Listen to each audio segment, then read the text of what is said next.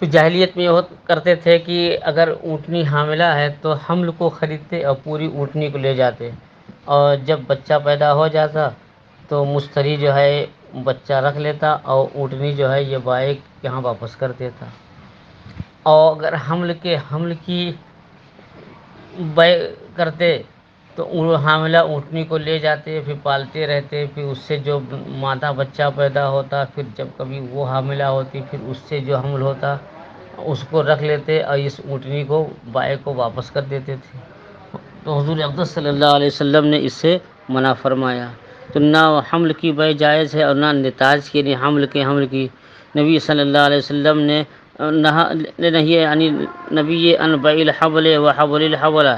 نبی صلی اللہ علیہ وسلم نے حمل کی بیع سے منع فرمایا ہے اور حمل کی بیع سے منع فرمایا کہ لأن فیہ غررا، کیونکہ اس میں دھوکہ ہے۔ قال وللبن فی الزرع، اور تھن کے اندر دودھ کی بیع سے بھی منع فرمایا ہے، للغرر، دھوکہ کی وجہ سے، فاصاہ انتفاخ، کیونکہ ہو سکتا ہے کہ وہ ہوا سے پھولا ہو تھن اور یہ سمجھ رہا ہے کہ دودھ ہے اور یہ پھولا ہے، اور ایک وجہ، اور دوسری وجہ یہ ہے کہ دودھنے کی کیفیت میں بھی فرق ہوتا ہے۔ اگر جو ہے کہ جس نے خریدا ہے وہ دوہے گا تو ایک ایک قطرہ اس سے جو ہے کھینچ لے گا، اور اگر جس کا جو جانور کا مالک ہے یہ کھینچے گا تو تھوڑا سا جو ہے نکالے گا وہ،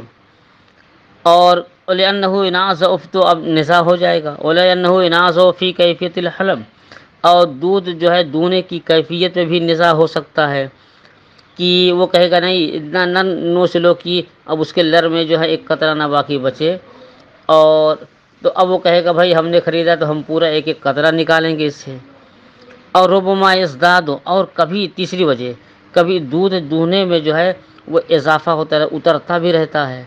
تو وقت بہ اس کے تھن میں جتنا دودھ تھا وہی مبی ہے، اور دوہتے وقت جو ہے جو دودھ اس کے تھن میں اتر رہا ہے وہ تو مبی نہیں ہے، تو ظاہر ہے کہ مبی غیر مبی سے مخلوط ہو جائے گی، یہ بھی جائز نہیں۔ ربما ازداد، کہ کبھی یہ دودھ جو ہے بڑھ جائے گا، فیختلط المبی بغیرہ، تو مبی غیر مبی کے ساتھ مخلوط ہو جائے گی۔ ولا الصوف علی ظہر الغنم، اور بکری کے پیٹھ پر جو ہے اون کی بیع جائز نہیں۔ کچھ لوگ بکری کا بال خرید لیتے ہیں، بکری کے اور یا بھیڑ کا بال خرید لیتے ہیں، بکری اور بھیڑ کے بال کو اون کہتے ہیں، تو اب اس کی بھی بیع جائز نہیں۔ لأنہ من اوصاف الحیوان، کیونکہ کاٹنے سے پہلے جو ہے یہ حیوان کے اوصاف میں سے ہے، اور دوسری اور کہ ابھی بکری ذبح کرنے سے پہلے اس کے ہاتھ پاؤں کو خریدنا جو ہے جائز نہیں ہے۔ اور دوسری وجہ یہ ہے کہ مثلا آج آپ نے بکری یا بھیڑ کے بال کو خرید لیا، 10 دن کے بعد جو ہے اب آپ کاٹ رہے ہیں، ظاہر ہے کہ 10 دن میں بال اور بڑھا ہوگا، تو جو 10 دن کے اندر اضافہ ہوا وہ تو آپ کا مال نہیں ہے، وہ تو بکری کے مالک کا ہے، لیکن آپ جڑ سے کاٹنا چاہیں گے۔ اور فرماتے ہیں کہ وَلِأَنَّهُ يَنبُتُ مِنْ أَسْفَلَ، کہ بکری اور اونٹ کے بال جو اونٹ ہے یا بھیڑ ہے اس کا بال جو ہے نیچے سے اگتا ہے، فَيَخْتَلِطُ الْمَبِيُّ بِغَيْرِهِ، تو مبی غیر مبی میں مخلوط ہو جائے گا۔ بخلاف القوائم، بخلاف قوائم کے، کہ یہ بخلاف درختوں کی شاخ کے، کسی نے درخت کی شاخ خرید لی تو اب 10 دن کے بعد اگر شاخ جس طرح سے تب بھی یہ جائز ہے، کیونکہ شاخ نیچے سے نہیں بڑھتی ہیں، یہ اوپر سے بڑھتی ہیں، لأنہا تزید من اعلیٰ، کیونکہ شاخ اوپر سے بڑھتی ہیں۔ وہ بخلاف القصیل، اور بخلاف جو ہے کہ یہ کھڑی کھیتی کے، کبھی کسی نے کھیت میں بوائی کی اور گیہوں کی فصل لگی ہوئی لہلہا رہی ہے، کسی نے خرید لیا،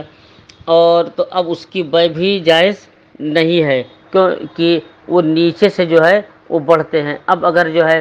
کہ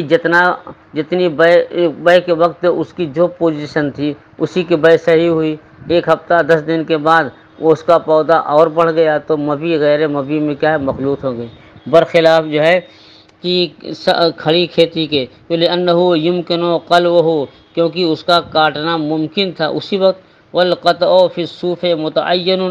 اور بکری اور یا بھیڑ کا بال کا کاٹنا متعین ہے، فیقع، تو اب اس کے کاٹنے میں جو ہے تنازع ہو سکتا ہے۔ وقد صح انه نهى عن بيع الصوف على ظهر الغنم، اور یہ حدیث صحیح کہ نبی کریم، اور یہ صحیح ہے کہ نبی صلی اللہ علیہ وسلم نے منع فرمایا ہے کہ بکری کے پیٹھ پر بال کے کاٹنے سے، اور اس کے تھن کے دودھ سے، اور دودھ کے اندر دہی اور گھی کے بے سے منع فرمایا ہے۔ وہ حجت علی ابی یوسف، اور یہ حدیث امام ابی یوسف رحمۃ اللہ علیہ کے خلاف حجت ہے، فی حاضر صوف ہے، اس اون جو کے بارے میں جو بکری یا بھیڑ کے پیٹھ پر ہو، حیث زوجہ بیعہ فیما یروی عنہ، جیسا کہ امام ابو یوسف رحمۃ اللہ علیہ سے روایت کی جاتی ہے، انہوں نے بکری اور بھیڑ کے پیٹھ پر جو ہے موجود اون کی بیع کو جائز قرار دیا ہے۔ یہ حدیث امام مالک امام ابو یوسف رحمۃ اللہ علیہ کے خلاف حجت و دلیل ہے، واللہ تعالی عالم ہے، جیسا کہ امام ابو یوسف رحمۃ اللہ علیہ سے یہ روایت